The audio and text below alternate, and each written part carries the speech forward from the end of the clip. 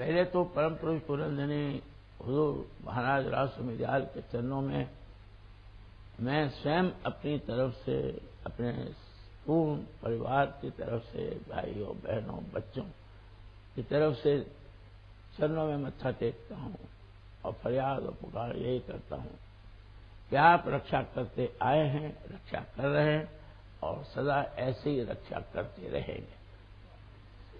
और सब सत्संगियों की तरफ से भी आपके चरणों में अर्ज है कि सब पर दया और मेहर की आज बेहद जरूरत है।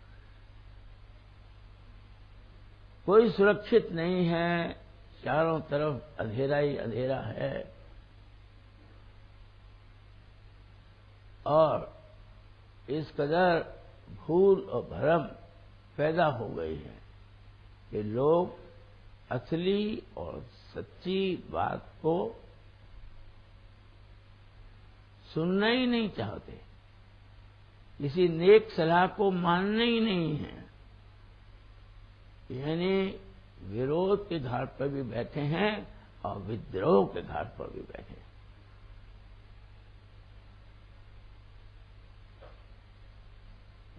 यानी मन उनका बहुत नीचे घाट तक उतर गया है,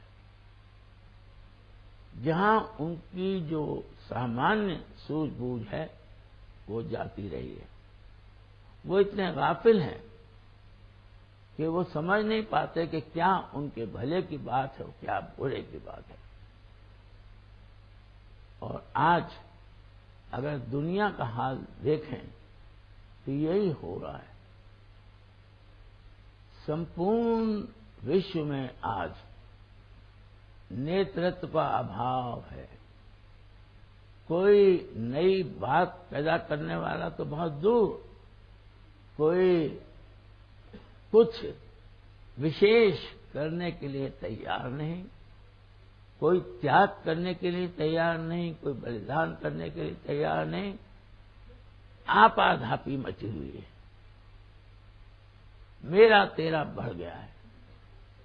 नतीजा यह है कि इस होड़ में उन गाफिलों को यह भी पता नहीं रहता कि जो कुछ वो काम कर रहे हैं उससे उनको भी फायदा होगा या नहीं होगा और दूसरों को कितना नुकसान हो जाएगा।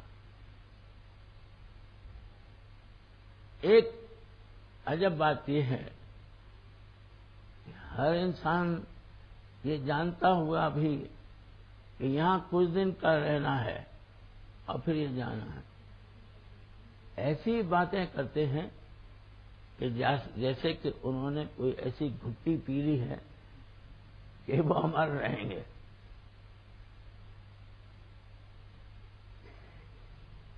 यानी जिसको देखो वो किसी न किसी बात को बड़े असर्शन से करता है और तर्क पे तर्क देता चला जाता है और ये नहीं जानता कि तर्क की एक सीमा होती है और उसके बाद फिर कुछ नहीं होता।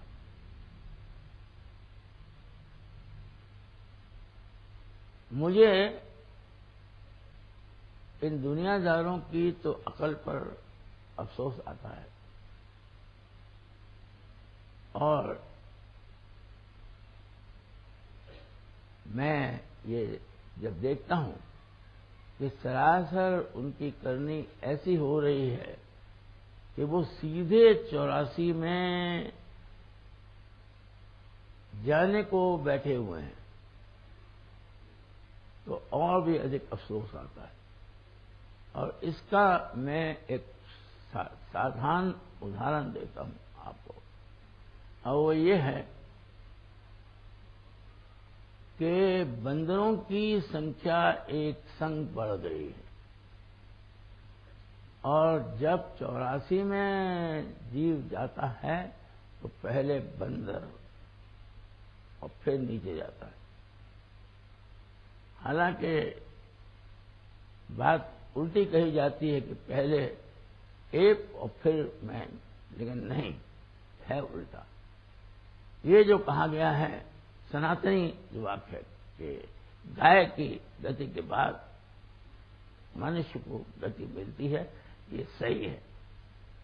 इसलिए इन वैज्ञानिकों ने जो धोखा दे रखा है उससे मैं आप लोगों को आगाह करता हूं। ये उसी प्रकार से है जैसे एक बहुत बड़ा समुदाय जो है वो दुनिया गोल होते हुए भी दुनिया को चौसर मानता है। ऐसे ही इन लोगों का हाल है। और विज्ञान के बाबत तो मुझको ये कहना है कि एक हद है किसी जानकारी की, और उसके बाद फिर कहीं ना कहीं कोई ना कोई बात माननी पड़ती है। बिना जीरो के पूरी मैथमेटिक्स नहीं ठहरती। तो जब शून्य है तो समझना चाहिए कि शून्य है। तो उस शून्य में पूर्णता कहां से आ गई, बस यही गलती है।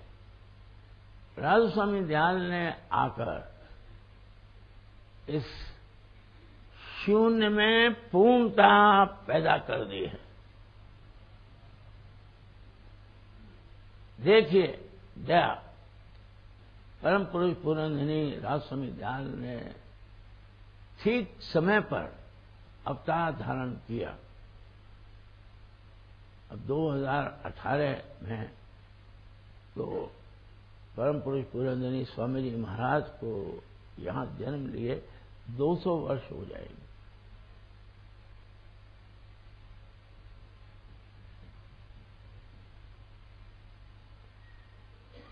तो 200 वर्ष से तो परम संत राजू स्वामी दयाल खुद आए हुए हैं। उन्होंने 6 वर्ष की उम्र से खुद अभ्यास किया और बहुत कुछ आंतरिक करिश्मे दिखाए। और जब परम पुरुष पुरंदनी हुजूर महाराज ने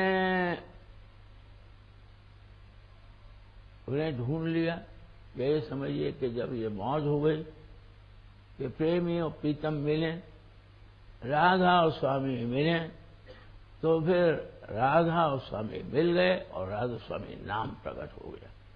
इसलिए आप लोगों को समझना चाहिए कि हुजूर महाराज की दया और मेहर का शुक्राना शब्दों में नहीं हो सकता। हम लोगों को तो बार बार चरण झुकाना चाहिए, चरणों में झुकना चाहिए और शुक्रिया करना चाहिए कि आज राजू स्वामी नाम के सुमरन से रक्षा भी हो जाएगी, चाल भी चल जाएगी, ये शून्यता भी खत्म हो जाएगी, पूर्णता की तरफ अग्रसर हो जाओगे। इसलिए कैसे ही कुछ भी यहां पर अज्ञान हो, लेकिन राजू स्वामी दयाल हुजूर महाराज का प्रेम भक्ति का ज्ञान सबके लिए खुला हुआ है। जो कोई अपना सच्चा उद्धार कराना चाहता है और इस नश्वर शरीर से और इस संसार से जो कि दुख सुख की हांडी है, यहां पर सुख की तलाश करना फिजूल है, यहां है ही नहीं सुख। जो सच्चे सुख की प्राप्ति चाहता है, जो अपना उद्धार कराना चाहता है, उसके लिए ये दरवाजा हुजूर हमेशा खुला हुआ है। हर खोजी के लिए, हर दर्दी के लिए, हर दुखी के लिए, हर उस व्यक्ति के लिए जो इस दुनिया से तंग आ गया है,